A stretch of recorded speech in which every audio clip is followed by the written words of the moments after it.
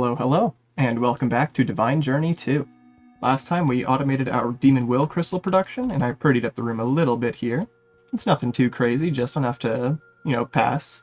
I also upgraded the ritual down here. I added a cow spawner because this ritual enjoys the diversity of mobs. And cows and buffalo use the same sound, so I don't actually have to add anything to the sound muffler. So this works much faster now. As you can see, with only quite a lot of AFKing and building time, we're at about 56 stacks of crystals, which is, a lot. We finished up Abyssal Craft by getting our final Abyssal Nomicon here, which is refilled should we ever need it again. We went to Omethal and the Dark Realm to collect a Dark Soul or something like that to give us sparks for Terrasteel. Between episodes, I did a little bit. I had a checklist for myself of just stuff I would like to do. We did the Demon Will spawner, I just talked about that. We set up a Blizz farm in Icica, so now this isn't as ugly as it used to be and also is a lot faster. We made a portal to the Dark Realm. We're using the mechanism one down here. The reason I have a portal down here is, one, because it takes a while to get here, but also, I'm sure you can see by the waypoints here, we have a lot of mega torches here. I kind of like this a little bit better than the Void World, I'll be honest. I like the structure that the surrounding landscape gives, and I think that will help. So we're going to have a lot of our really laggy setups here. Stuff like Mystical Agriculture or maybe Thaumcraft for when we need to farm all the aspects and stuff. This is just a place where we can do heinous activities and not be punished for it. I also took a little look at Magic Missile. I upgraded it a little bit with Terrasteel and some embossments. It'll get even stronger once we have a mana tablet, because the Terrasteel part enjoys having mana. It makes it increase damage even more. But this thing is a beast now. It used to deal around 40 damage, and used to take 3 or 4 shots to kill these Catalions. Now it takes 2. Deals somewhere in the ballpark of 60 to 70 damage now, so it's a good bit better. And it will only get stronger once we progress a little bit today. Speaking of today, I don't really know what all of this entails. I've never really played with Botania all the way through, nor blood magic for that matter. I know we have a portal to Alfheim, and it's not an actual dimension, it's just like a crafting portal thing. So I know we want to do that. I want to get the wireless crafting terminal because I'm lazy, and I've gotten real tired of having to jump back to right here whenever I want to make something. Tier 5 blood magic seems like a pretty reasonable goal. It seems like it's right after Alfheim. And if we've got the time, maybe there's a Gaia Guardian, I think. It's like a boss fight, I think. Something like that. I think also the music there is copyrighted or something, so I gotta look into that before I actually go fight that guy. It's a great joke, right? You could thank me later for all the laughs I've given you, I'm sure. No, I also upgraded our fluid transposer setups. And instead of doing things like trying to do it one at a time, I got really tired of having to wait so long and all this stuff whenever I'd make a powered spawner. So now we just have a passive thing for glowstone, pyrotheum, and jelly cryotheum. I've also been breaking a little bit of ground over here because these 2 warehouses are almost entirely full. So once I have this area finished, I'll probably come back and show it off. I want to have a little garden around here as a little transition from here to what's probably going to be a very long building that kind of just stretches that way. Or maybe that way, or both. I don't know. For a lot of the simple passive steps. Stuff like any more hardened glasses we might need, smelting steps, stuff like that. In particular, at some point, I would like to get the whole graphite line done of industrial grade graphite and hope graphite and thermal graphite ingots and all that stuff. So that's where we're going to put that, and it's why I've been really thinking about it. I also added some facades back here. I haven't gotten all of them in yet, but it looks a little bit better. There's not as much exposed cabling. Anyway, to start with, we need to make all this stuff to make the portal to Alfheim. The Lexica Botania, I always thought it was Botanica. I'm going to call it that anyway. The Lexica Botanica tells us a lot about the Elven Gateway or whatever. So we need a lot of mana to open it, some whenever we trade through it, as well as these blocks. Mana shouldn't be a very large issue, and it certainly won't be for very long after this, because we'll have spark augments and we'll be able to really make this battery way too big. But for now, we, need to build all that stuff. So these glimmering living woods seem pretty easy. It's just Terrasteel and Sanctus. I've made a lot of Terrasteel while waiting, don't worry, I've got almost a stack at this point. The Gateway core seems much of the same, and these Natura pylons are mostly the same except for this mana pylon, which is mostly stuff we've done before. Actually, it is all stuff we've done before, so I'll just have a couple cuts of me crafting stuff, and you won't have to worry about none of that. The little predicament I'm running into is where I want to put all this stuff.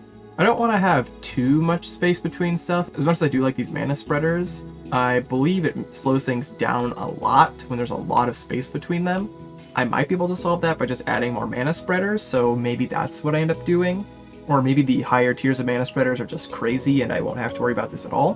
But I am thinking about a lot of stuff. I might move the Runic Altar. I'm thinking about putting Terrasteel Agglomeration right around here maybe, behind what's going to be a big stack of mana pools. Maybe I can put it like over here or like right there. Might be a cool spot because it's sort of centralized. I don't know. A lot of this stuff is subject to change, I feel. So if you see a bunch of stuff just kind of shuffle around, it's because I took a lot of cardboard boxes everywhere. The reason I'm talking about all of this, though, is because I need to figure out where I'm going to put the portal to Alfheim. I think I do like over here. Alfheim shouldn't take a ton of mana, I don't think. So hopefully that's okay. I think to start, we'll just put the portal here. I was really considering putting it in the ground, but I think I like it here. I brought a couple of cardboard boxes full of mana pools, so we shouldn't have to actually move all this stuff. I mean, we should just be able to chuck a couple nature pylons on and, hit it with a wrench always does it. Wow, it did!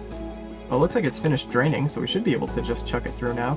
I'm gonna chuck just the Lexica through instead of the whole Akashic Tome, though. Ooh, now it's got like a cool golden rim to it, that's neat. Ooh, a message from Elven Guard. Oh. I'm glad to have a nice conversation with you, elves.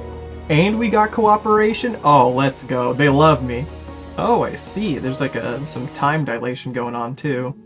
Oh, okay, so we just have like a trade agreement with them. I see. So don't give them extra stuff. But they do like trading. I have a feeling we'll be doing a lot of that. So to start with, we need to trade Elementium, Pixie Dust, Dragonstone, Alfglass, Dreamwood, and Dream Matter. The Dreamwood and Matter seem pretty simple, just toss the respective thing through. Alfglass and Mana Glass are the same, Dragonstones and Mana Diamonds are the same, Pixie Dust and Mana Pearls are the same, and it's 2-to-1 for Mana Steel to Elementium. That's a little mean, but I suppose it's fine. Start with a clean 8 of everything and 32 Living Wood. I gotta take a real care not to throw something I care about in there, though. I would not want the elves having their hands on my handy bag. That's mine. These are so pretty. It looks like the mana consumption is pretty low, but certainly not 0. So definitely we need to put in stuff at some point. They recommend interfaces with auto droppers, so we'll probably be doing that pretty soon. Once we find a permanent spot for this, at least. So now we can get all of our cool stuff. Spark augments are probably the most important of the group. We can upgrade our Sanguinary pedestal, but, I mean, I don't particularly feel I need to do this. I suppose it's not particularly expensive, so we could do it anyways. That's some real off-camera business, though. We can make a Sanguinary Environmental Accumulator, so we can shut off the weather whenever we feel like it now as well. I don't know what a night step means here. That's a little bit of a scary recipe. Yeah, we'll do that some point later. Looks like we also have access to Mirian now. I don't entirely know what we need this for. I guess presumably this modularium stuff, which we can use to, I guess, automate a runic crafter. Excuse you, Rain. And now we can make the crafting, fluid, and pattern terminals. Is there a way I could get all of these in one? Because I don't really want to have 3 separate baubles, because I'm already kind of low on bauble slots. What does this take to make anyways? A Master Corporeus Spark, which is blocks of Dragonstone, that's quite significant. And that's not hard at all. Actually, can we just like make that right now? Yeah, let's just like chuck all this stuff through. Thank you, besties! So the Corporeus Spark is pretty easy, and masterifying it isn't the worst thing in the world. And all we're missing is our terminal itself.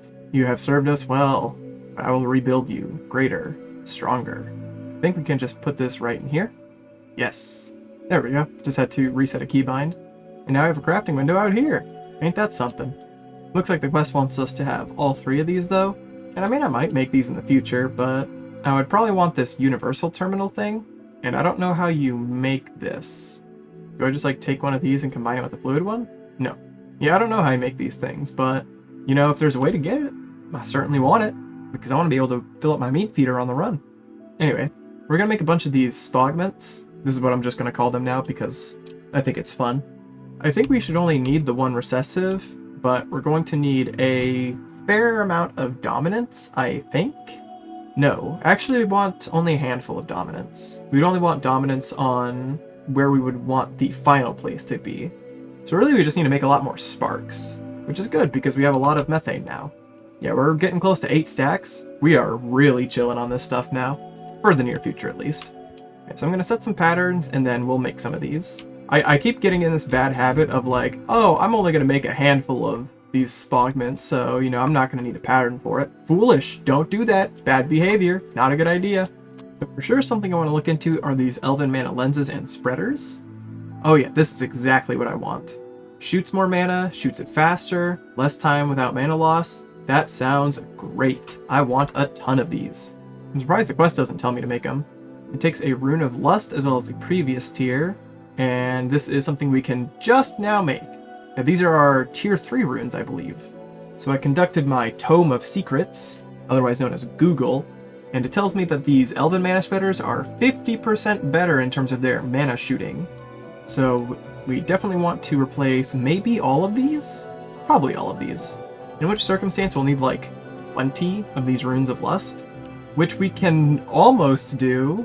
We're just short the buffer of treated wood. Oh, and that. We're missing a bit of mana steel, some iridium glass, but this is just a buffer issue. Pixie dust, really just stuff that we throw in the mana. But this is probably going to be the last time we have to do all this stuff manually because I plan on automating it, right after this. For example, what I would like to do first is I want to turn this into a redstone phantom face that I've learned about. That will let us basically move this whole setup out of sight and thus out of mind. But to do the phantom face, I want to move this, ideally so it's in the best possible spot to be assaulted from as many possible sides by mana spreaders. So we're definitely going to move this here, because this will let us transfer mana even faster. So really, let's just use this one, I guess. I rebuilt the redstone down here, but instead of the mana pool, we're pretending this is a mana pool. If you're wondering why it's on Corp and none of my other stuff is, it's because you should always put redstone on top of something special. You never want to dig into it on accident. And that's just good life advice. For redstone, at least. And by that I mean I'm parroting other YouTubers. What we should be able to do now is if we toss a spark on here, and give it the recessive augment, it should make this spark want to transfer mana to any other spark nearby that isn't that one.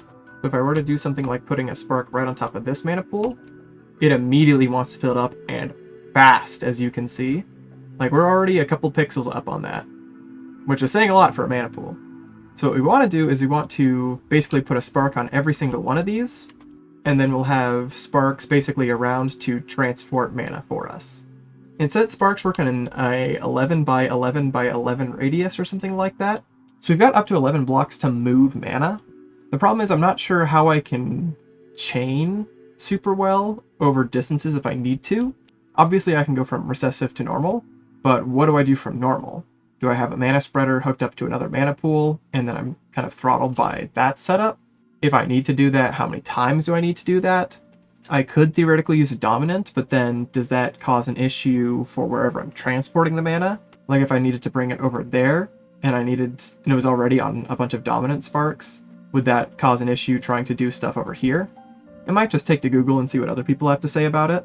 Or maybe I'm making a mountain out of a molehill and I just need to test a couple things. Anyway, sometimes I think it's important just to talk about stuff. Sometimes you gotta talk it through yourself or the like. It's been a little bit since the last cut. We changed a couple things. In all seriousness, we upgraded every single mana spreader to Elven tier. These are at least 50% faster, maybe even more so with the lenses, because maybe the lenses bonus is multiplicative or something, I don't know. We now have 6 runic altars because I was so tired of waiting on one each time I had to make something. They're also tricked out.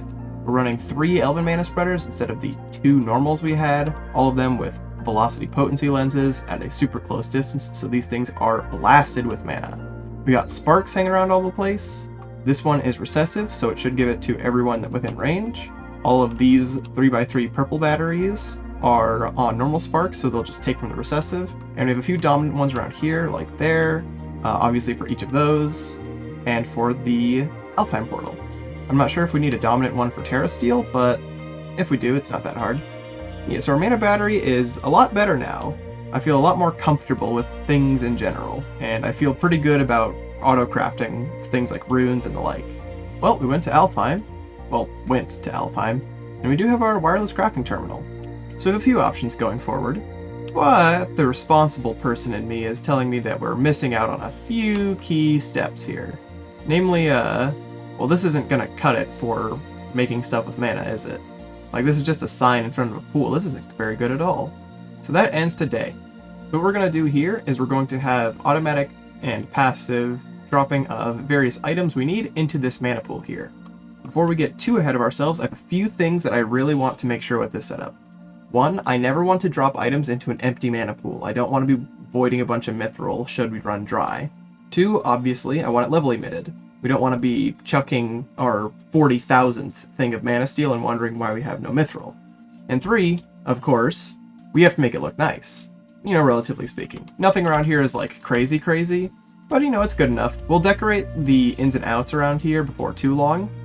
There's a few things I would like to get. There's a flower that lets us generate the mystical flowers, and I would really like some of those, actually. So once we get that, and maybe one or two other things, we'll really look into making this place look a lot nicer. Things like tall grass or those little leaf piles down there will really make a big difference. So if we head back to the Manathon quest, we can see basically everything we would want to passive in here. So let's start with the big two, which are Mana Steel and Mana Diamonds. For those, I certainly want compacting drawers because I've gotten really tired of crafting those into blocks by hand. So I'm here a little bit later, kind of thinking through my design process, and I think I'm already going to make a concession. I think we're not going to worry about the mana pool thing. If we hit 0, I don't imagine we will, that sucks, and we'll probably realize before it takes too long. I turned it on, but I forgot a ranged collector. I think I should turn it off. Alright. We have a ranged collector this time.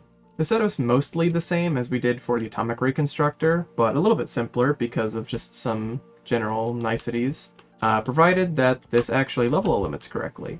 Yeah, it doesn't actually drop too crazy fast, which is good. It looks like even when it's going full tilt, the sparks can keep up.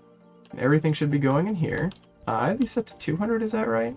800. So I should set each of these to 2 stacks, because I have those limited to such. And so it looks like now that it's out of stuff to drop, it's a little bit slow, so I might throw in some speed upgrades. But otherwise, I mean, it does work, we just gotta make it look a little bit nicer. Realistically speaking, we can probably just make this into a big corp box. Yeah, but it does look kind of boring. I don't know, we'll think about this. This isn't like a super important thing. We can make it look prettier later, but obviously we need some facades here anyways. Looks like our level limiting is working as intended. I was a little worried about that, I gotta say. Hello, leaf. Yeah, I'll probably come back to this with a new coat of paint someday, and by someday I mean probably within the next couple days. But for now it works. I should probably put a demagnetizer around here though. Otherwise I would call this finished. Oh yeah, that sticks out like a real sore thumb. I was gonna say maybe I'll try and turn it into like a twisting vine, kind of like that, but let's not make any promises I can't keep. So with the automation of all of this stuff, we actually need to automate the things that go into these things. In particular, mana glass needs a new type of hardened glass we don't make yet. The mana string needs golden string, which should just be a crafting step. Same for the mana pearls, it takes fluix pearls. Mana powder is more of the same. We need to make a photovoltaic composite, but that's just a crafting step. Mana diamonds, however, mana diamonds are tricky. For these we need hyper diamonds. If you can think back a long time, hyper diamonds need to be blown up by industrial grade graphite. This stuff isn't too hard to get though. So the hard part is automating blowing stuff up. So what'll probably happen is between this cut and the next one, I'm going to go build that cool big area over there, and we'll have a bunch of new places to put some things. And then hopefully we'll do automatic graphite over there. Or I guess it'd be passive graphite. Well, I mean passive is automatic, so. So I expanded our passive section out this way. We have a little garden back here that isn't a garden yet, it's just kind of a plot of land. But we also have this big building. This is going to extend very far, probably until the end of the pack, unless we somehow go even farther than I would imagine we need. This will just increase in height every so often and change color every so often, just for some visual variety. I don't have a roof on it yet because I'm not entirely sure what I want to do for the roof.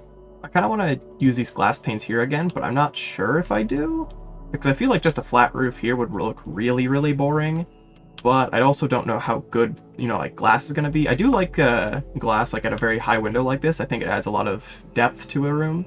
But I'm not sure if that's something we really need or want on such a long scale. Again, this is going to get very long over the course of a long time, I imagine. So I do want to think a bit for the future here. So yeah, if the building looks a little unfinished, that's because it is. And it probably will never be finished until, I don't know, chapter like 29 or something. Anyway, we're looking to passive Fluix Pearls, Golden String, Hardened Enderium Glass, and Photovoltaic Composite. Crafter Step, Induction Smelter and a Pulverizer, Crafting Step, Crafting Step. All of this is really easy, so I'll just cut and you'll be like, wow, it's done. Crafting steps are finished, and here's the Enderium Glass setup. We're opting to be a little less space efficient in the name of form, because I still want to keep the colors outside this wall. They're not going to be super duper prevalent. As you can see, there's going to be a lot of the backs of the corp and stuff like that. But I don't want it to just all be black and gray and stuff like that on a building that's otherwise supposed to be, you know, colorful. So I tried to leave us a little bit of space to work with. The convenient thing about these 3 wide pillars I use is they offer a good space for framed trim and conduits. The conduits go up through the side there. So we can alternate a trim connection, conduit connection, trim connection, conduit connection. So we can be really, really clean with how this all looks, which I'm really happy with. And it looks like mana glass is already happening. So that's really good. So now we have all this stuff passived. Realsies. So next up, I would like to do Alfheim stuff and Terrasteel. These I imagine are going to be very simple. I have a little bit set up already. We're going to do pretty similar for what we did with the Petal Apothecary here with the agglomeration plate. We're just going to have a phantom face into an open crate, and then it'll drop stuff. Thinking about it, that might not be the best idea. The thing in our favor here is that this is like ridiculously fast right now. For context, this is the speed at which we make Terrasteel now. That was unedited. That was ridiculous. So maybe an open crate's fine, or maybe we can just have some form of delay on it. Like maybe like a 1 or 2 second buffer between crafts. Because I don't want to put Terrasteel on passive. I don't think we need Terrasteel on passive. Alfheim is going to be very similar to the mana pool. We just put stuff in and then pick it up, basically. So I'll see if I can get some form of a delay for this specifically, and then I'll come back when I've got something more to show. Well, actually, I'm kind of curious. If I just request 2, is this going to work? Let's see what happens if we request 2. Because that open crate is actually really slow at dropping. You gotta be kidding me! Dude, come on! It dropped super slow until the second batch was ready to go. Are you kidding me? Are you for real right now? Was that a fluke? It like spits out so slow, and then it gets to the mana dime, and then it's like immediately gives out the next mana. That's ridiculous! Oh my gosh. We do need some form of bottleneck or throttle on this then. I think I got it this time. So if we request, let's say 4 Terrasteel.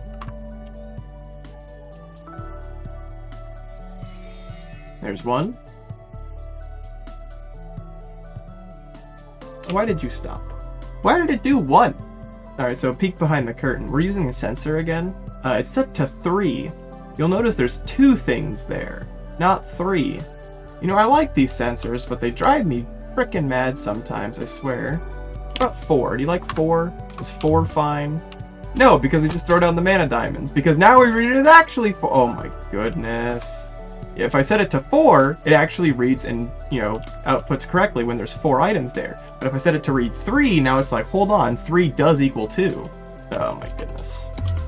The idea we have here is that we're using the sensor to basically throttle when this chest exports to the open crate up there. And so it should be, oh, when there's 3 items, then don't put anything else there. Or don't export anything else. And only when there's 3 items not to export anything else. But it just exports a 4th. Alright, fine, I've got a new idea. Alright, how's about something like this? Why? Why? You shouldn't even be wanting to take anything. How did you drop 2 mana pearls? It's an impulse hop. Oh my goodness. The whole point of this is that you don't push items until you're ready. Am I crazy? It was a fluke. Maybe that was just a fluke.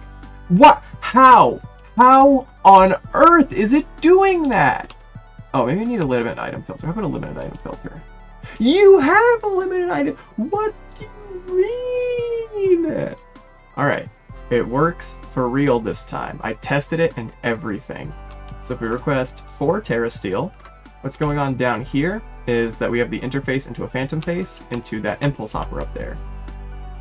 Dude, come on. What? Oh. Oh. Okay. Okay, so that was a little concerning. As you can see, most of our mana pools are on 0 right now. I don't know why, but we were just like dumping every mana glass we had into here and also every mithril, and I really couldn't tell you why. This ranged collector was just not pushing stuff for some reason, or maybe not fast enough, or what. It might be something to do with these, so I'm just gonna remove the downgrades because we are going by level emitters anyway, so I mean that's fine. If it does become an issue with this, I'll come back to this, but I don't know what happened there. We were just kind of dumping stuff and it was full on mana glass and I had nowhere to put it because that was full. So I think it was just dumping gallons of mithril into here and nothing would happen and it was eating all of our mana. And I'm sure a lot of the testing of Terrasteel didn't help our backlog either. I'm hoping that what we have right now is enough to run the last test we need though. So if I ask for 2 Terrasteel, or let's say 3, I'm hoping that this is slow enough. Yes. So I have a very, very simple capacitor, the bottomest of the barrel that you can get in this impulse hopper here. This thing is terrible and it needs to be terrible because if it's not terrible, then it's too fast. As it stands, we are kind of in a very scary equilibrium. I would have liked to use the grainy capacitors, but apparently those have durability, which is weird, but whatever. So really all we need to finish this setup is to slap a power saw on the top of it. Okay, so now we can request Terrasteel, provided we have the mana for it. And we can also get rid of this stupid sensor that I hate.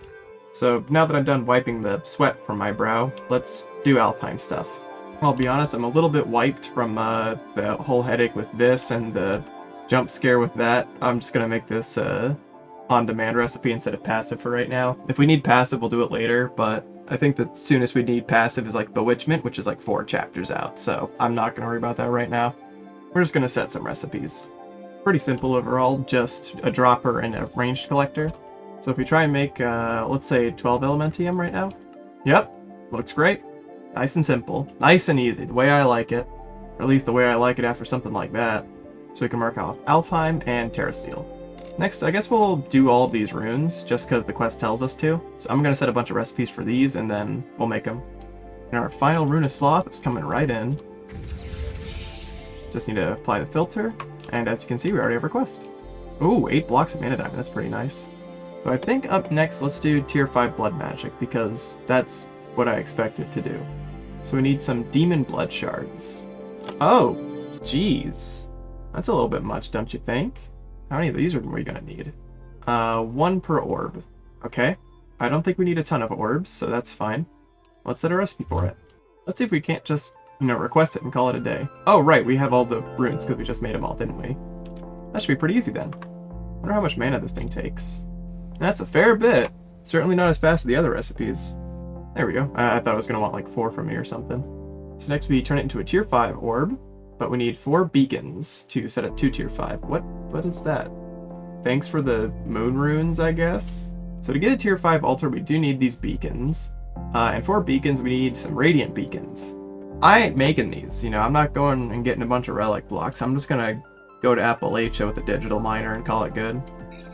Dude, I hate these spellbinders. I don't think they've hit me in like 3 dungeon raids because for some reason the digital miner just isn't working. But oh my goodness, this is the most annoying sound ever. Why do they target through walls? They don't need to target through walls. They can't hit through walls. There's no reason for them to target through walls. Oh my goodness. Well, we got our 12 radiant beacons. We don't actually have a 3rd blood altar yet, but, it's always good to prepare. So we should be able to make a nice 12 beacons. And we already have runes up ahead, so we don't have to worry about putting in more. And it looks like the beacons just go on the ground. So here, here, here, and here. So this takes 120,000 LP, and we actually have 144 in this altar over here. So for the first time, we don't actually have to hope that we can keep it up. We can just sit here and wait a little bit. Oh, our orb's done. I didn't even notice. We should probably make another one for whatever purposes we might need it for. Look at all that stuff we gotta make. Well, I don't have to make it. So we'll swap this out for this one, and this one can just go back in the system for crafting. What? Why do you give me a skull for this? I guess it's an ancient belief. Sure. We need the weak blood shards, runes of sloth, clean runic plates, and ethereal slates. This is our new type of slate we can make at tier 5. Beyond that, we've done all this before. We'd probably just need a different alchemy table for this, maybe an on-demand one. I don't know how many of those we need. We need 4 for each mana tablet, and I definitely want one of those. I kind of do want a mana blaster, I'll be honest. I have on more than one occasion thought to myself, man, I could really use with like a rocket launcher to terraform with. It looks like we use these not infrequently, so maybe not passive, but definitely on demand. Which means we should probably just find a space to do an on-demand alchemy table. I've just kind of been staring at this for a little bit. I'm just kind of baffled. What does this mean? I mean, yeah, the quest asks that myself. Or itself, I suppose. I guess it's a back and forth of some variety. Someone's speaking in tongues. I or someone else is asking what any of that means. Respect our ritual. Do not disrupt. No, I mean, I'm trying to figure out what is IST. Like destroy it, maybe? Destroy us? Are you praying to someone? We're praying to the probably master. The one true, that's probably God. As we continue... Blah, blah, blah, blah, blah, blah. I don't know. That doesn't seem very pure to me. We'll just set this one here next to our Hellfire Forges. So I think we can more or less just request this, besides the ethereal slates. We actually also don't have a recipe for the clean runic plates here, so we'll need one of these too. Oh, we're also probably going to need to filter these to have different names. So we might need some more inscribers, but I think we have those, so that's fine. It's going to take a little bit more than I thought it would. Well, we don't really have space for that right now, so we can just do this manually. We just have to put in the ethereal slates by hand right now. I actually haven't automated any of the slates yet, which is probably not a good thing. We should do that very soon, I think. And the problem is we have to do this manually for right now. And then we wait for the cracked runic plates to go to the blood infusers, come back. And once they come back, we have to do this again. But, I mean, it does give us the Purified Tablets. It's not the best way of doing it, but it does it. It looks like from here we are kind of roadblocked until these quartz tiers. And then we'll be able to do some stuff with stones, and then we can get the purple tablet. But right now we can make a mana tablet if we wanted to, which would increase magic missiles damage, which is nice. For now, though, I'm going to take a little break and work on some stuff, and also probably see how long the video is running already. So I checked the running time, and we've got a little bit of time left. And I realized we actually haven't done Hyper Diamonds yet, which is kind of important, because this isn't actually passive yet then. So Hyper Diamonds all start from industrial grade graphite ore, which takes Hope Graphite, Normal Graphite, and Darkstone. We already make Darkstone. Graphite we have on Autocraft right now, but that's obviously not passive, and that same thing is true of Hope Graphite. However, there are graphite essences for both normal and Hope Graphite, and they're both very low tiers. I don't plan on making the normal graphite seeds because I don't think we need very many of these, and if we do, we can just smelt coal. That's the normal way you get these. Hope Graphite, however, is certainly something I want to look into, and is something we will probably do next time. I think we're going to take a bit of a pause and work with a lot of mystical agriculture next time. So for the time being, we'll just batchcraft Hope Graphite, and then we'll have mystical agriculture for it in the future. So for the rest of this, we just need an alloy smelter recipe, the pulverizer recipe, and the actual hyper diamond. So let's do that real quick. Job's done. So now we need to take this industrial grade graphite and then blow it up. We're going to use this creeper statue here because this simulates explosions without dealing block damage, which is really good. I need it. I just need to actually have the ranged collector. I always forget the ranged collector. It's crazy, right? Alright, so this should work. We just set that filter there. Yeah, works pretty well. So what we have going on is we have a mechanical user here. Out the back is that scanner that is only good for detecting if there's things there, not how many. It produces a redstone signal that, when on, will activate the mechanical user here, which will flick this creeper statue to explode. We have this precision dropper here that drops whenever we are below 128 hyper diamonds in the system, and the range collector just puts it all back in here. So let me pretty this up, and we'll see how it looks like once it's all finished. That looks pretty good. We're not currently running, despite the fact we don't have hyper diamonds, because I just don't have any more graphite. Again, I have to just batch craft it all still. But if I have all this that I picked up from, testing earlier and chuck it in there, we can watch it work in real time. Ain't that neat? I should almost certainly get a sound muffler here, though. There we go, that's better. And if we head over here, we're already making mana diamonds, so that's also really good. So now, for real, we have passive mana stuff. I don't know why I kept saying that when I was wrong all day. So let's untick that, then tick it back. There we go. I think that will be where I call it for today, however. We still made some good progress, even if we didn't do as much as I would have hoped we would have. We opened a portal to Alfheim and got to trade and unlocked all of our spogments for use. And such a thing let us really ramp up our Botania game. We automated and passived all of our mana pool recipes, as well as automated on-demand crafting for Terrasteel and anything that comes through Alfheim. Albeit the terrestrial agglomeration plate was a bit more of a terrestrial aggravation plate. But what's a marathon without a few trips here and there, right? We set up a brand new wing of our base for any future passive recipes or the like that we may need. And for real, passive all the things that go into making passive mana stuff. We made our first Purified Tablet, which is really fancy. I think that's a very important thing coming up. I think we need quite a few of those in the future, so I'm dreading that a little bit. But by the time we need so many, I'm sure we'll have a more robust setup for it all. You know, when I say it like that sounded like a lot more than I thought I did today. So that's where we'll call it for today's episode. I'm sitting out here in this lovely little area I've designed for myself. I told you I'd put a garden here, and I made a nice little table, a couple chairs. These are made from the birch big tile wooden planks, if you're curious. Much thank you to Appalachia for sponsoring this cork tree behind me, and much thank you to you for watching. Consider leaving a like if you liked it, and consider subscribing if you feel like it. Hope to catch you in the next one. Bye bye!